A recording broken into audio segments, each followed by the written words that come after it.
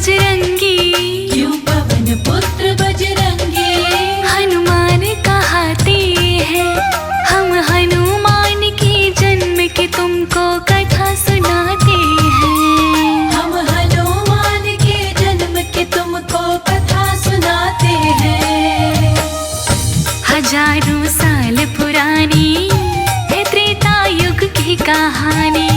हजारों साल पुरानी है त्रेता युग की कहानी। हजारों साल पुरानी है त्रेता युग की कहानी।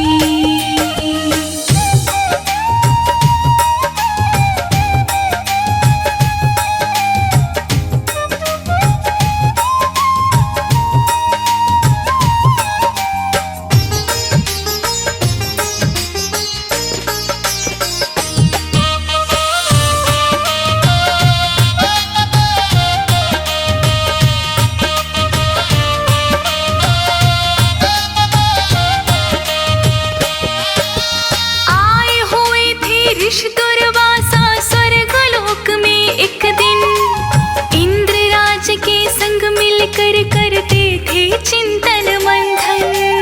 आए हुए थे ऋषि दुर्वासा स्वर्गलोक में एक दिन इंद्रराज के संग मिलकर करते थे चिंतन मंथन। तभी अप्सरा पुंजिक स्थली लगी विघ्न वहाँ करने। उसकी हरकत दुर्वासा के मन में लगी खटकने। दुर्वासा गुस्से में उसे श्राप दे जाते हैं। दुर्वासा गुस्से में उसे श्राप दे जाते हैं। हम हनुमान के जन्म की तुमको कथा सुनाते हैं। हम हनुमान के जन्म की तुमको कथा सुनाते हैं। हजारों साल पुरानी है त्रेता युग की कहानी। हजारों साल पुरानी है त्रेता युग की कहानी। हजारों साल पुरानी है त्रेता युग की कहानी।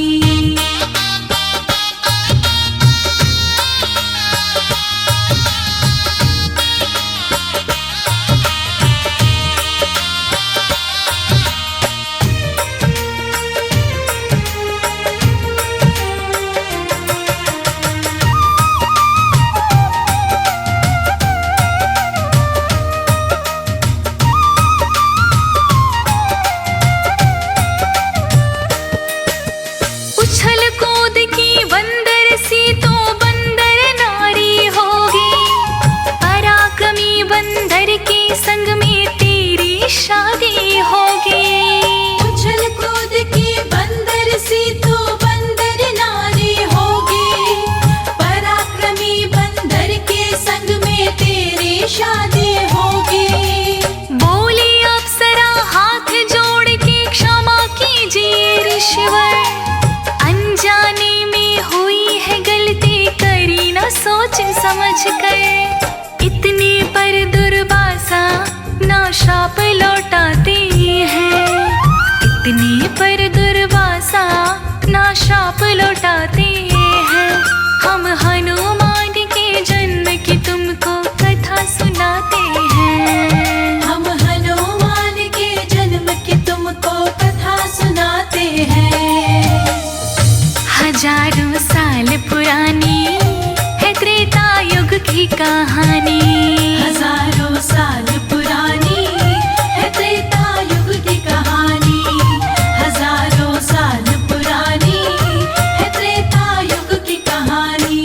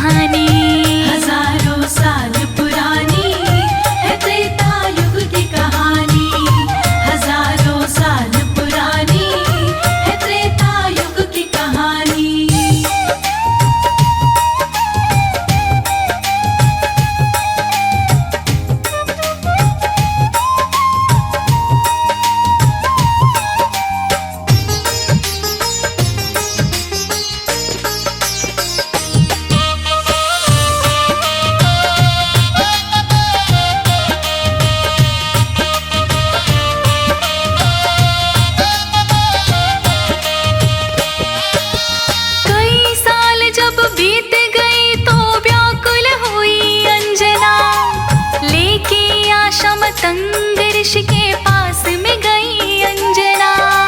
कई साल जब बीत गए तो व्याकुल हुई अंजना, लेके आशा मतंग ऋषि के पास में गई अंजना। मतंग ऋषि बोली अंजना से, सुनो तुम चित्त लगा कर, 12 बरस तपस्या करी स्वामी तीर्थ में जाकर। तप कैसे करना है वो विधि बताते हैं, तप कैसे करना है वो विधि बताते हैं। हम हनुमान के जन्म की तुमको कथा सुनाते हैं, हम हनुमान के जन्म की तुमको कथा सुनाते हैं। हजारों साल पुरानी है त्रेता युग की कहानी, हजारों साल पुरानी है त्रेता युग की कहानी, हजारों साल पुरानी है त्रेता युग की कहानी।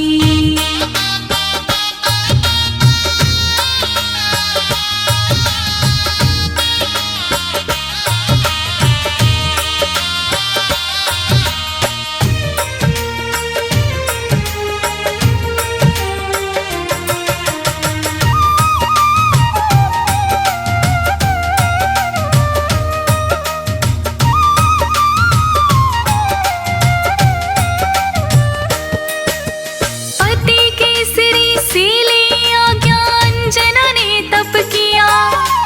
12 बरसों तक वायु का भक्षण माने किया। पति केसरी से ले आज्ञा अंजना ने तप किया, 12 बरसों तक वायु का भक्षण माने किया। भक्ति देख के वायुदेव ने खुश किया अंजना को, मेरे जैसा पुत्र मिलेगा वर दिया अंजना को। वायुदेव वर दे करके गायब हो जाते हैं, वायुदेव वर दे कर गायब हो जाते हैं। हम हनुमान के जन्म की तुमको कथा सुनाते हैं, हम हनुमान के जन्म की तुमको कथा सुनाते हैं। हजारों साल पुरानी है त्रेता युग की कहानी, हजारों साल पुरानी है त्रेता युग की कहानी, हजारों साल पुरानी है त्रेता युग की कहानी।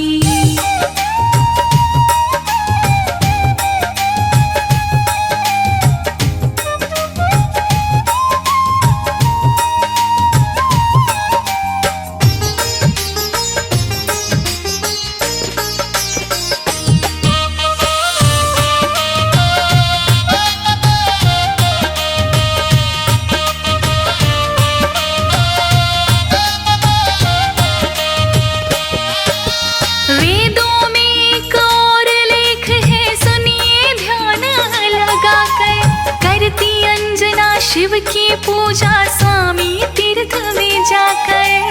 वेदों में एक और लेख है, सुनिए ध्यान लगाकर। करती अंजना शिव की पूजा स्वामी तीर्थ में जाकर। पुत्र प्राप्ति यज्ञ कराया उसी समय दशरथ ने, मिले हुए फल को रानी में बांट दिया दशरथ ने। एक चील ले गई टुकड़ा ये संत बताते हैं, एक चील ले गई टुकड़ा ये संत बताते हैं।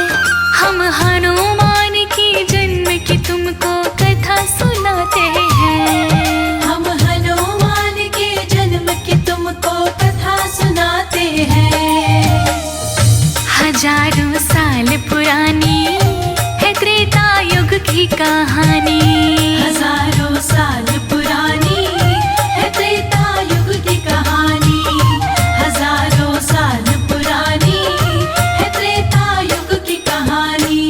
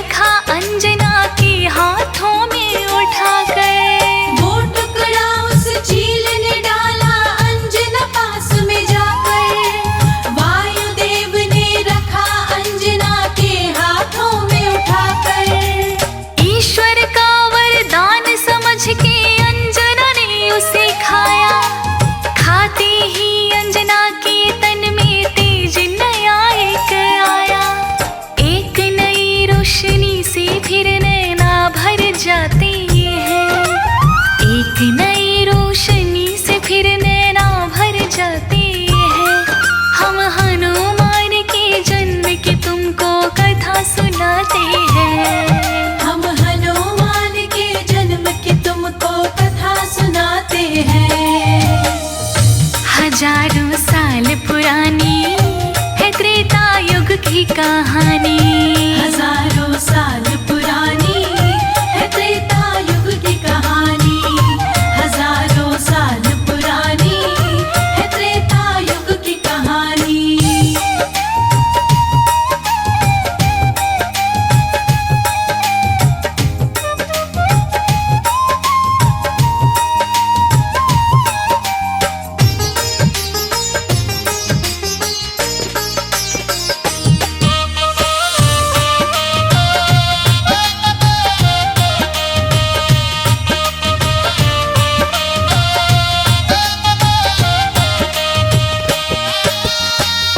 शाम को ढलता सूरज देख रही थी अंजना, पुत्र प्राप्ति के बारे में सोच रही थी अंजना। उसी शाम को ढलता सूरज देख रही थी अंजना, पुत्र प्राप्ति के बारे में सोच रही थी अंजना। तभी अचानक तेज हवाएं लगी वहां पर चलने, गति के कारण उनके वस्त्र लगे थे हिलने। आस पास उन्हें अपने कोई नजर न आते हैं, आस पास उन्हें अपने कोई नजर न आते हैं। हम हनुमान के जन्म की तुमको कथा सुनाते हैं। हम हनुमान के जन्म की तुमको कथा सुनाते हैं। हजारों साल पुरानी है त्रेता युग की कहानी। हजारों साल पुरानी है त्रेता युग की कहानी। हजारों साल पुरानी है त्रेता युग की कहानी।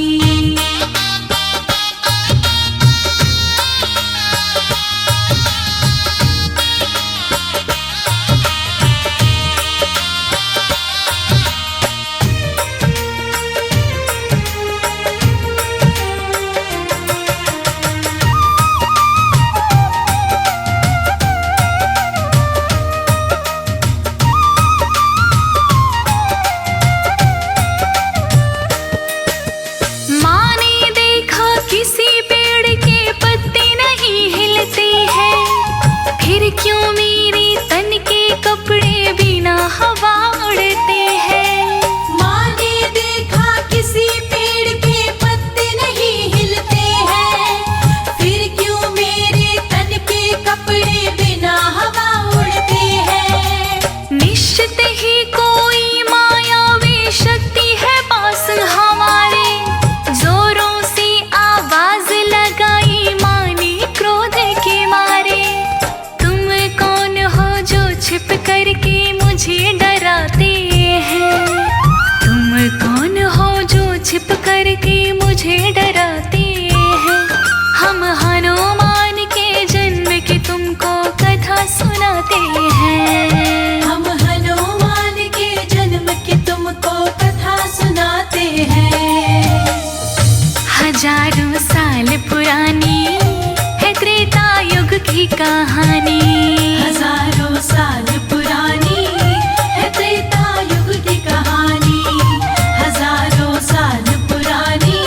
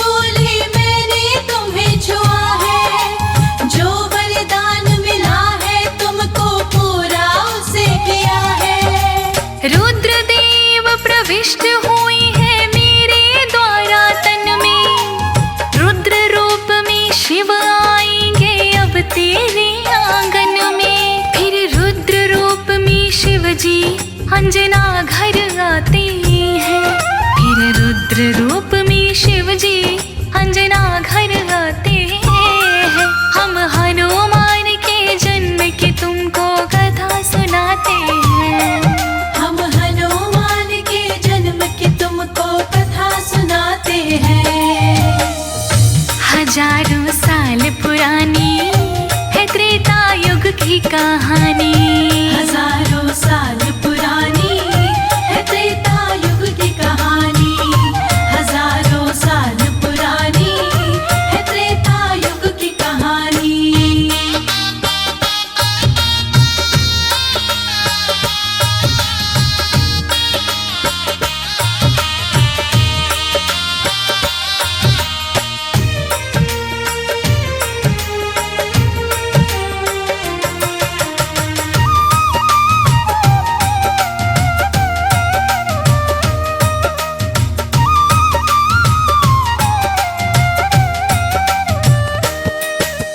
जिस तिथि जन्मे हनुमान थे चैत्र के पूर्णमासी, दिन था मंगलवार मेष की लगन थी बड़ी सुख राशि।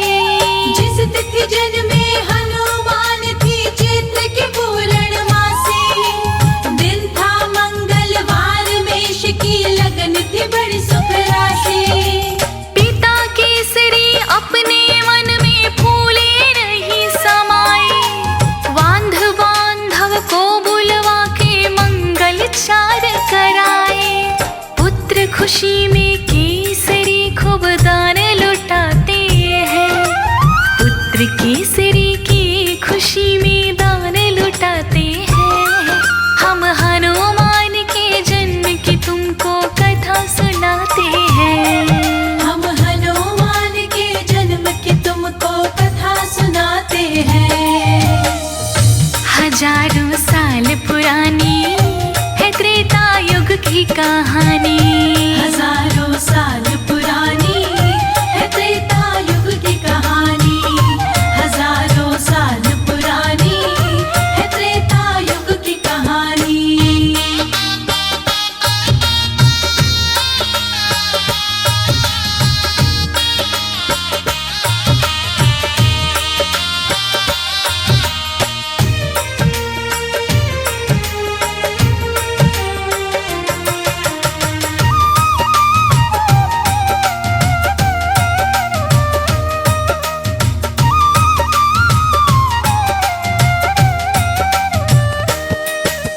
हनुमान के जन्म की लीला है सुखदाई भक्तों, जैसी मुझ में आई वैसे तुमको सुनाई भक्तों। हनुमान के जन्म की लीला है सुखदाई भक्तों, जैसी मुझ में आई वैसे तुमको सुनाई भक्तों।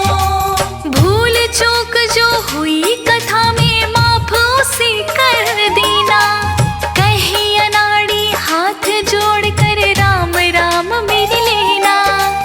इस कथा के रोज श्रवण सुख दौड़े आते हैं, इस कथा के रोज श्रवण से सुख दौड़े दौड़े आते हैं।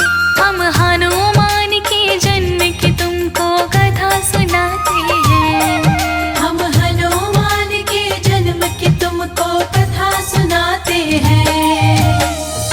हजारों साल पुरानी है त्रेता युग की कहानी,